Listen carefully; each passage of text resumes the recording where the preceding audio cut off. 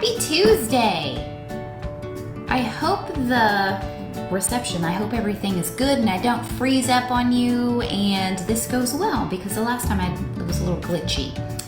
So by the way, every other Tuesday, I am going to go live and just do a little, I guess a little training, we'll call it a training, and just talk about whatever the focus is for the month, or whatever is just a hot topic, or anything that you guys maybe are interested in learning about.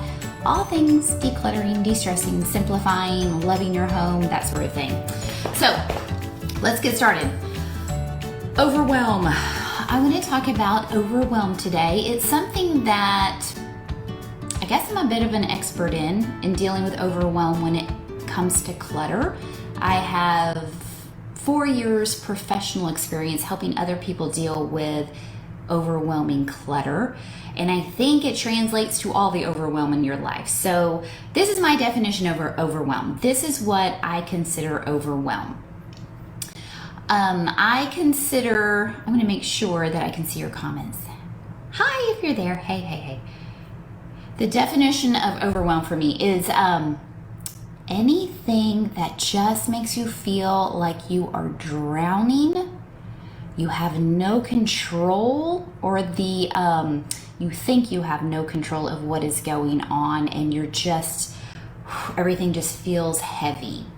So that's my generic version or definition of what overwhelm is. So a loss of control, not being able to handle what's going on, and you don't even know where to start. So I'm sure that resonates with most of you guys. I see that I've got some comments. Oh, hey, there we go. Oh, good. I see my comments. Hi, ladies. Some of my favorite ladies are here. Yay. So I would like to know in the comments below, tell me, what are some things that overwhelm you? I'm just curious, because we all get overwhelmed by different things, but I'm going to talk specifically about clutter. The two things that really overwhelm me are physical clutter and things on my schedule, things that take up my time when I overschedule myself. Those things overwhelm me. And how do you know when you're overwhelmed? Personally, I know that I'm overwhelmed when I lose words. I can't form a complete sentence because my brain is just mush, and I am exhausted. I am mentally and physically exhausted. It usually means I'm overwhelmed if I got too much going on and I need to stop and chill. And I'll talk about the things that I do to manage my overwhelm. And then I was talking to Teresa on Monday, and she was saying she knows when she's overwhelmed, when she tries to micromanage her schedule and schedule every single minute of the day, so that way she can feel like she's got some control of what's going on. And so those, your signals may be different. You know, you may feel it physically, or there may be some certain behaviors that you do when you are overwhelmed. So pay attention to yourself when you're overwhelmed, and stop and step back, and let's talk about what you can do to hopefully calm the overwhelm. So again, I'm going to focus in on clutter. You insert the thing that overwhelms you the most into whatever I'm saying. I promise you that it will translate for you. So what are you overwhelmed with? Let me see if anybody has responded. Okay. And then I'll go back and try to answer questions if you have any comments or questions. So ignoring overwhelm. Don't ignore it. I know that's how some of us like to deal with it, is just to I don't see it, I'm just going to ignore it. But when you ignore it, it just festers and it grows, and then at some point it's going to explode in one way or in another, and it's not going to be pretty. So let me share a story with you of my mama, and something that she just had enough. She was overwhelmed, and it came out in a form of aggression and frustration. And now, as a mom myself with a family, I totally understand where she was coming from. And she did, I think, probably what a lot of us, are not brave enough to do. So she came home one night, and she had been working all day. She was tired. all the normal mama duties on her plate, just like the rest of us have. If you're a mom or a wife or a working woman, whatever, you've got a long list of things that you do every day. Well, she had to work all day. She came home, I think it was about 9 o'clock at night. She worked in the local convenience store, and she came home to the normal scene of just the rest of us like lounging around on the couch. We had eaten dinner, and I was probably about 14. My sister was probably about 12. And so we were just kind of hanging out with my dad watching TV, and she was hungry. And we had already eaten dinner, and we left a mess in the kitchen. We left her no food. We did not leave her anything to drink. The tap water was a little questionable in my little small town, so there's no tea or anything for her to really drink. She lost it. I do think it was because she was overwhelmed. She was also feeling probably a little disrespected. I still cannot believe we did that. We didn't even call to tell her like, hey, there's no food in the house. You might want to like go ahead and come home, bring some food. But she walked into the kitchen, and it was just like normal, just complete chaos. Dishes everywhere, dirty pans in the sink. That was just our routine. We would just eat dinner, cook, eat dinner, and then just leave the mess for later, because mama probably would take care of it for us, right? Even though they made us do the dishes from time to time, my mom was really the one that was in charge of all that stuff. So she said, all right then. The next thing we know, we hear all these crashing sounds in the kitchen. Don't think my mom is crazy. I'm telling you, she was just brave enough to do it. I'm like, yeah, I probably would have wanted to do that from time to time too. She took her arm and drug it along the countertop and pushed all the dirty dishes off of the counter into the trash can at the end of the counter. So she's like, you know what? We don't have any dirty dishes. I don't have to deal with this crap anymore. And whatever didn't make it into the trash can ended up on the ground. And then she proceeded to grab more dishes and throw those into the trash can. So she had a meltdown, is my point. And yes. It was a very pivotal moment for her. Sorry, there goes my dog.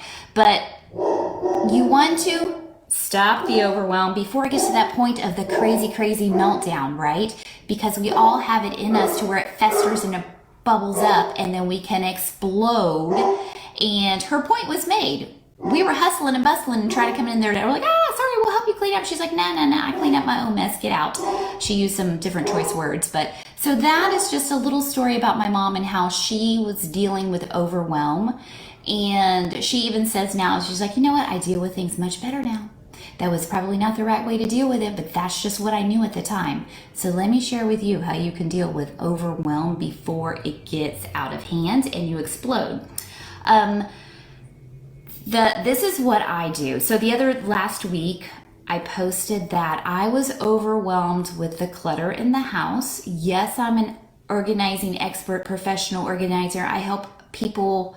I go into other people's homes and I help them with their clutter. I meet with my club members and I talk about clutter and give them advice on how to deal with their clutter. But I'm also human, and I have a family who operates differently than I do, and we have stuff and they have clutter. And it just got out of hand last week, and I was so overwhelmed because I have no control over that. I have no control over how my husband behaves with his belongings and how it trickles down to my children. So that being said, I had to deal with it because I don't ignore it. I deal with the overwhelm. So every time I walked to the top of the stairs, I was seeing his lovely little piles that were building up and up and up, and that were starting to give me really physical anxiety. And I do believe that it was overwhelmed because it's just nothing, I couldn't control it, and I felt like it was just growing and growing, and it was feeling so heavy on me. So this is what I did. I latched on to one small little thing that I could control. So when I'm overwhelmed, I'm feeling out of control, I need to know that I am in charge of my life, I am in charge of my home, and I am not out of control. The overwhelm is not going to take over. So I find one tiny little thing that I can control. And since it was clutter that was like overwhelming me, I tried to find something that I could declutter. And same thing, find something that you can do that will give you immediate gratification to show you that you are in control. Do the dishes, put a load of laundry away, dust something, go for a run, do some yoga, do something that you have control over. So the one spot in the house that I have control over is here, my office. So I just came into my office and I took a coffee cup downstairs that I had left up here all day. I cleaned out my little supply closet and threw away some old wrapping paper and just kind of resituated things, reorganized my bookshelf. So I did a few things that made me feel better in my space to remind me that I have control. I have not lost control. It is okay. And I know I don't have to control all the things too. So that's, I can't control my husband and I know that. And I want him to be in charge of his stuff, just out of respect for him too. So that made me feel a little better. That helped. Did it solve everything? No, because then I had to walk past his clutter again and I had to cover my eyes and walk past his clutter as I left my office. But at least I felt like I had done something, I had accomplished something, and that made me feel a little bit better. And the next thing that I did is I did nothing. I allowed myself to kind of, I give myself time to process. So sometimes the most productive thing that you can do is nothing and just rest. And so I say that all the time. Don't ignore it. Don't go take a nap every single day and just ignore the situation. But I did. I literally just after I decluttered, my husband came home. I had warned him that I needed to talk to him about something. And then before I talked to him though, I just had to sit on the chair. This is how overwhelmed I was. I couldn't even talk to him yet. I sat down on my recliner. I got my little summer throw and put it over me, my little blanket, and I just put the recliner up. And I told him, it's like, I am exhausted. I am just mentally and physically exhausted. So I'm going to take a 15-minute nap. Please don't bother me. I'm going to take a nap for 15 minutes. I chose not to meditate. I just needed to conk out. I needed to just sleep. So I did. I slept for like 15-20 minutes and then I woke up. I felt better. I just, when you rest, so taking a nap, even going to bed for the night, if you have to just completely go to bed for the night, that slows down the mental loop going on in your head, because when you are overwhelmed, you sometimes overthink too. And that's really the big culprit is the overthinking. So go to sleep. Meditate if you have to. I love to meditate every day. Meditate, journal. That's another way to just kind of like let yourself process and just calm the chaos in your mind if you can. So I did that. I did all the things that day, one after another, and it really, really helped. So after I had gotten control of my personal clutter and did a little thing that I could feel in control and decluttered my office, then I took the nap and then I was ready to talk. So it's a real quick conversation with my husband. I think talking about it's really good. That's why I also posted it in here too. I'm like, I need to let somebody know I'm overwhelmed, and that's why I made the post. And I didn't respond immediately back to it because I didn't need to talk about it. I just needed to say, help, I'm overwhelmed. I don't need you to help or fix, but just like, listen, I'm overwhelmed. So thank you guys for whoever responded and supported me in that post, and and kind of like said, gave me the hearts or the care emojis. Thank you. That's what this place is for. So if you are ever overwhelmed and you just need to say it, just say it. Just speak words into it and say, I'm overwhelmed. I need to acknowledge this. I need to talk about it. But it's really best to talk to the source. If you're overwhelmed with a person or a situation that involves a person, which happened to be my husband for me, I told him, I said, I need some serious self-care right now. I'm exhausted because of the clutter upstairs. So can we come up with a plan to take care of your clutter upstairs? Because it really, really is overwhelming me, because there's nothing that I can do about it, but I can definitely support you in it. And he was so open to that. And he said, absolutely, yes, we will take care of that. And I said, okay, bye, I'm gonna go work out. So that was helpful in knowing that he was willing to sit down and talk with me about it. And we did come up with a plan. There's still some clutter. He picked up what he could, and he was very proud of himself. He said, yay, I did it, it's clean, it's picked up, it's all clear and clean. And it's still really overwhelming to me. There's still lots of stuff. So he organizes differently. Remember the organizing styles, but it still does overwhelm him too. So he knows it's a lot. It overwhelms him. And that goes back with the way that his brain functions. If something overwhelms him, he's like, that is overwhelming. I don't want to mess with that. I'm going to go buy something new and then start a new pile. And then it just explodes. So he knows that he needs to deal with that too. So we've come up with a plan, not the plan that I would have come up with on my own or by myself, which is even better because it's something that he will stick to because he came up with it. He organized his hats, by the way, and came up with a plan, and it's really worked really well. So somewhere I'll find that YouTube video to show you that was his idea. Not how I would have organized the hats at all, but it's his way of doing it, so it works, and he keeps them really organized. So same thing, we're gonna put a toolbox. I don't know why I'm giggling. I guess it's because we're gonna put a toolbox inside the house with his stuff, and it's gonna look so much better than it does now. So I'm like, yes, let's do it. If you want a toolbox in the house to organize your stuff, we're gonna do that. And I think he's really excited about it. So if he's excited about it, it's gonna look good, and we're gonna deal with it. So talk about it. So I'm gonna recap. So the first thing I did was I found something that I could control. Just a tiny, tiny little thing. So find something you can control. Like I said, do the dishes. Go for a run with something that you have control of. Usually it's not someone else. You can't control other people. And then the next thing is just let yourself have time to process or decompress. So for me, that was a nap. And then talk about it, speak it. Let people know that you're overwhelmed, because sometimes when you hold it in, it just festers and it explodes, and then you break all the damn dishes in the kitchen.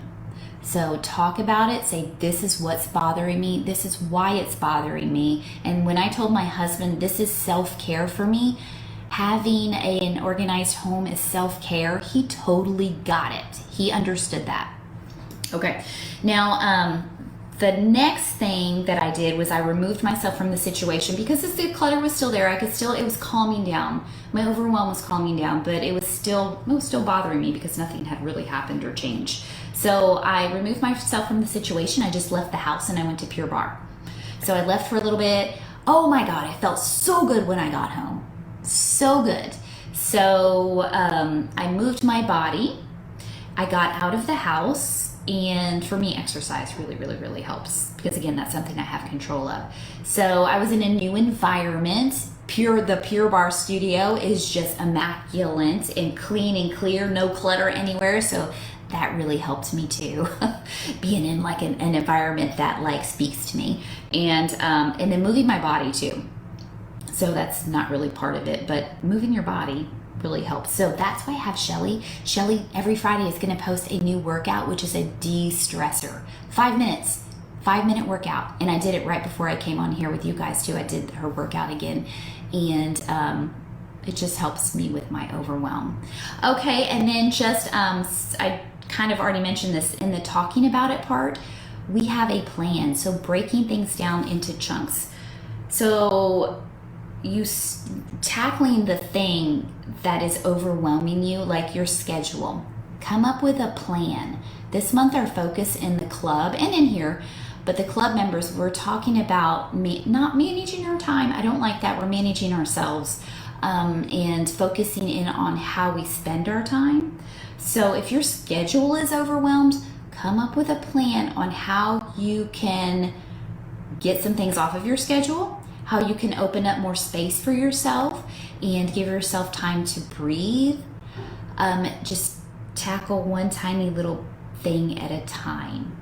And I do really, this is a totally different conversation here, but I highly recommend getting stuff off of your schedule. You're probably doing so much busy work that you don't need to be doing. Again, that's a totally different conversation.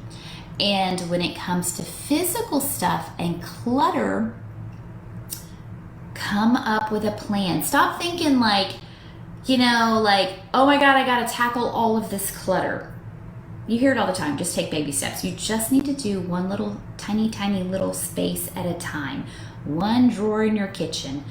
We're going to do just the top part of just one countertop upstairs here for my husband. It also reminds me of running the marathon. When I signed up for that damn marathon, I was scared. I cried. I'm like, what the hell did I just do?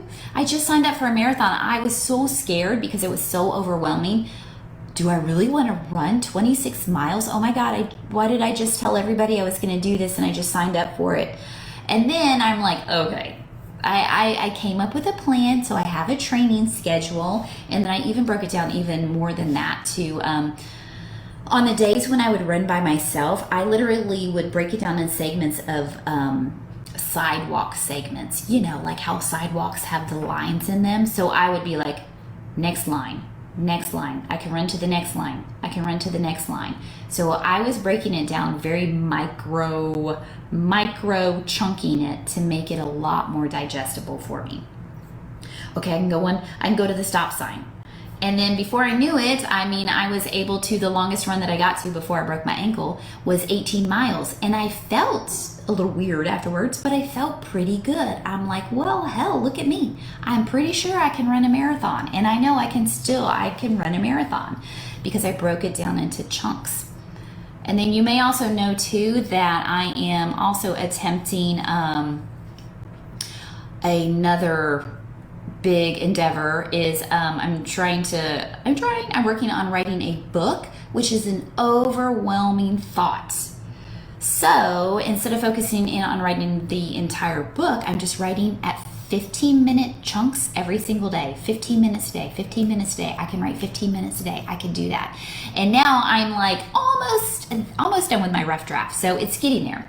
So just breaking things down into tiny chunks. And okay, so now I'm going to pause and come up for breath. That was lots of talking there. And thank you, Terry. So Teresa says that she loves my mama's courage. I do too. That was a very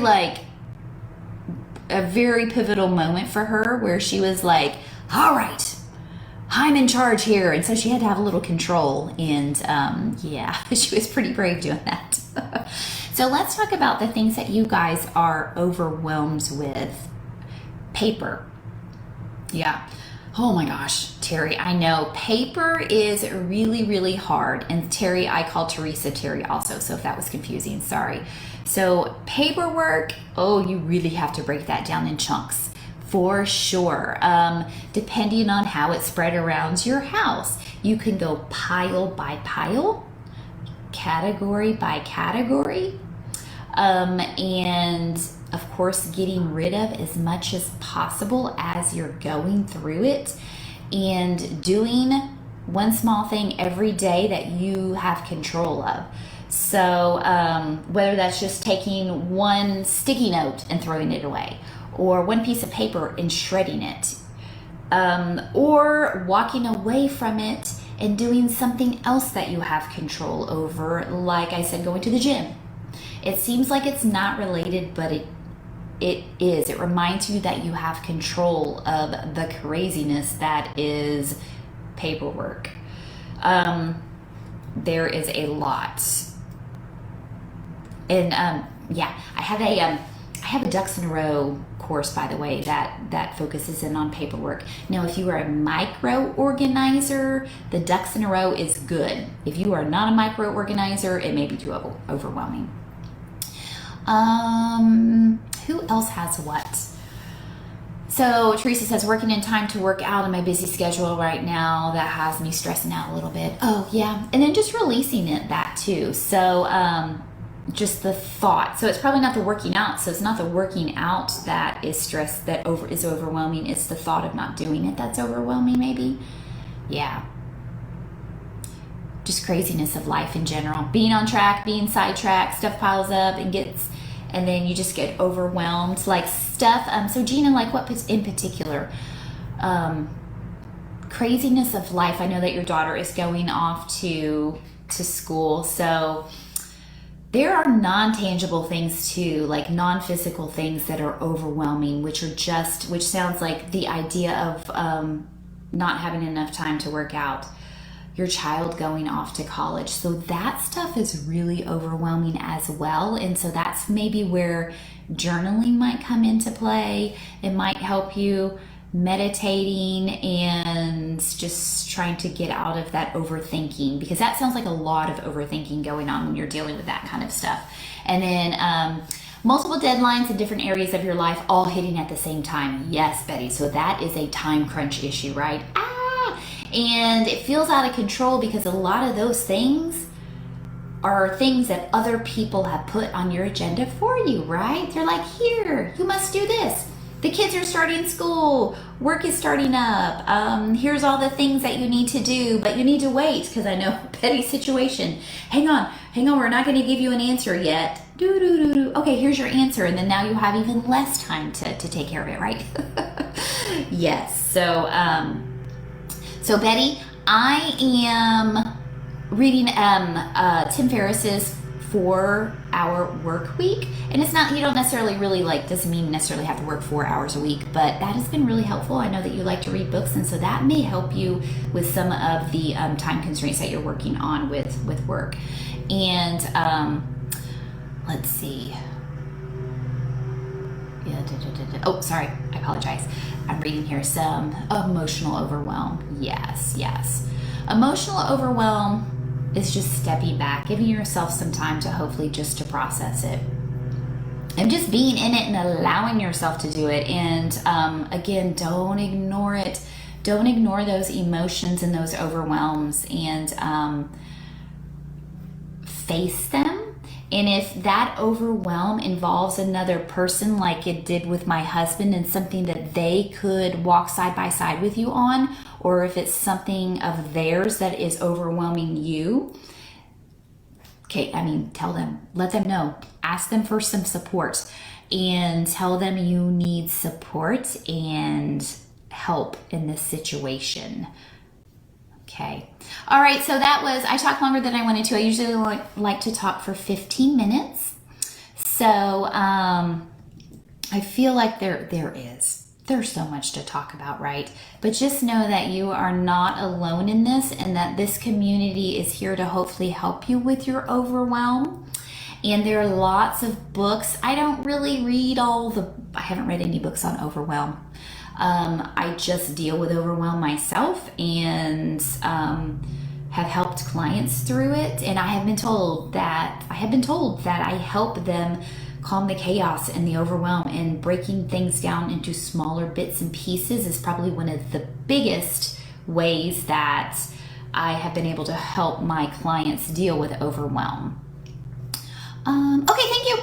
Thank you, ladies. I'm going to let you go and enjoy the rest of your evening, and try to chill out and not do too much. Maybe sit down and think a little bit ahead about what's going on tomorrow, so that way you can get ahead of the overwhelm. I think that's my cue. My doggy says it's time to get off the call, and take one little small bite at a time. Okay. Have a great night, guys.